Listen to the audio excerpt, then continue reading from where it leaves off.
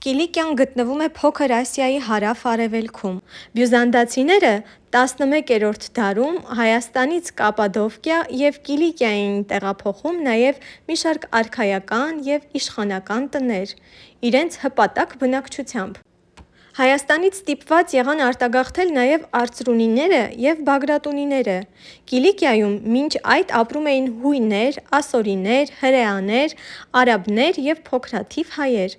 Սակայն 11-րդ դարի վերջերին Կիլիկիայի բնակչության գերակշռող մասն արդեն հայեր էին։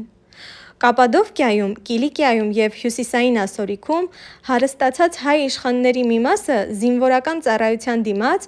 բյուզանդական կայսրությունից ստանում էր այս կամ այն գավառի կառավարումը։ Այդ հայերից էր օրինակ Ապլղարիպ արծրունին, որին բյուզանդական արքունիքը նշանակել էր Կիլիկիայի կառավարիչ, այսինքն ստրատեգոս։ Նրան էին հանձնվել Ադանա, Մսիս, Տարսոն քաղաքները